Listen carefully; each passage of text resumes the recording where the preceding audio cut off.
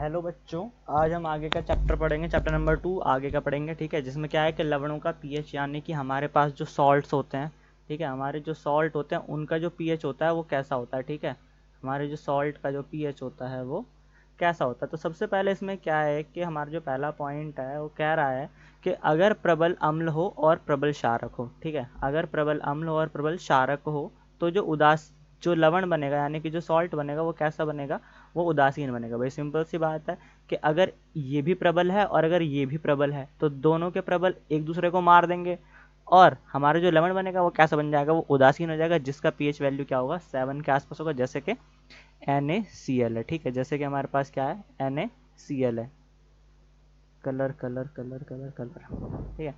Number 2 आता है हमारे पास, क्या कह रहा है कि भाई प्रबल अम्ल है और दुर्बल क्षार है। तो सिंपल सी बात है कि भाई जब अम्ल और क्षार मिलते हैं तो बनता तो लवण ही है, लेकिन यहाँ पर जो प्रबल है वो क्या है, प्रबल अम्ल है। तो जो लवण हो जाएगा वो कैसा हो जाएगा, वो अम्लीय हो जाएगा, जिसका पीएच वैल्यू 7 से कम होगा। भाई अम्ल की जो पीएच वैल्यू होती है वो 7 से कम होती है ना, पीएच वैल्यू जो होती है वो 7 से कम होती है। तो इसका जो एग्जाम्पल है वो हो जाएगा हमारे पास NH4Cl, यानी कि अमोनियम क्लोराइड। ये हमारा क्या है, सोडियम क्लोराइड।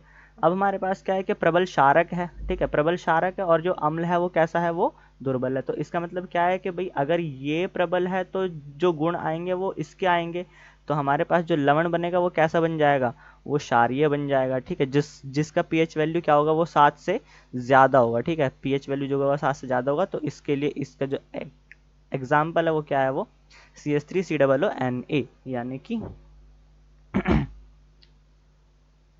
ठीक है। अब इसके बाद आता है सोडियम हाइड्रोक्साइड। हम लवणों के बारे में पढ़ रहे हैं, ठीक है भाई। अब हम क्या पढ़ रहे हैं, हम लवणों के बारे में पढ़ रहे हैं। तो हम सबसे पहले हम सॉल्ट से क्या बनाएंगे, सबसे पहले हम सॉल्ट से सोडियम हाइड्रोक्साइड बनाएंगे। ठीक है, सबसे पहले हम सॉल्ट से सोडियम हाइड्रोक्साइड बनाएंगे। तो सबसे पहले क्या होता है कि हमारे पास ब्राइन वाटर होता है। ठीक है, हमारे पास क्या होता है, ब्राइन वाटर। तो अगर मैं NaCl लूँ, ठीक है, NaCl के साथ में क्या क्या ले लूँ, पानी, यानी कि वाटर ले लेता हूँ, NaCl और वाटर ले लेता हूँ। तो ये हमारा क्या है, ये हमारा सॉलिड है, और ये हमारा क्या है, ये मेरे पास लिक्विड है।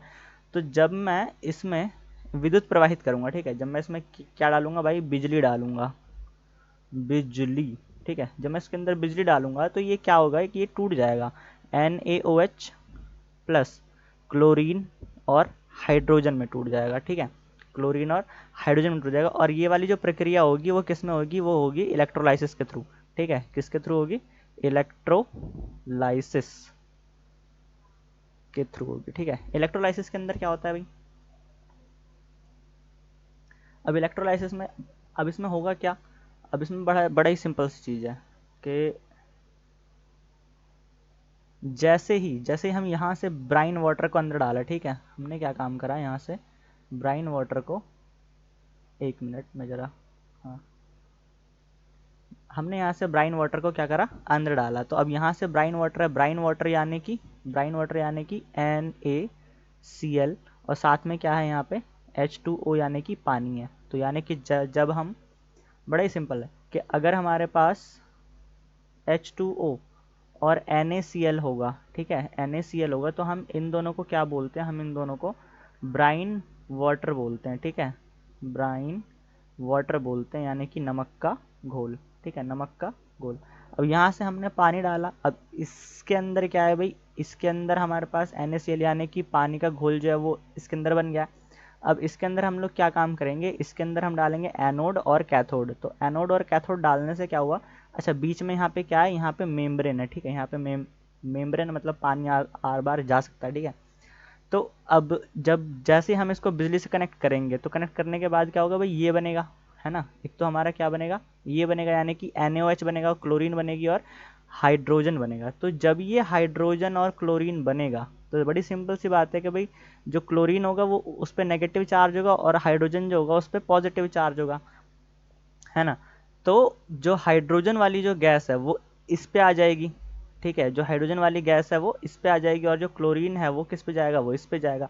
तो क्लोरीन जो है वो यहाँ से निकलता है और जो हाइड्रोजन है वो यहाँ से निकलती है, और इसका फिर हम क्या काम करते हैं, यूज़ करते हैं। और इधर से हमारे पास क्या क्या निकलता है, ब्राइन कंटेनिंग सोडियम हाइड्रोक्साइड, यानी कि जो नमक के घोल के साथ क्या निकलेगा, NaOH जो है वो यहाँ से निकल जाएगा। अब इसके कुछ ना यूज़ होते हैं, ठीक है, अब इसके कुछ यूज़ होते हैं।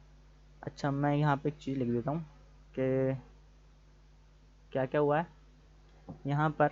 एनोड पर, ठीक है, एनोड पर क्लोरीन गई है, ठीक है, जो कि एक क्या है, गैस है, ठीक है।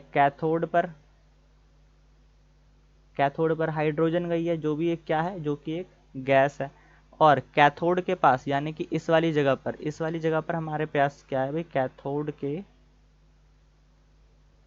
पास कैथोड के पास क्या है हमारे पास, एक तो ब्राइन वाटर है, एक तो ब्राइन वाटर है, और साथ में हमारे पास NaOH भी है, ठीक है, NaOH भी तो है।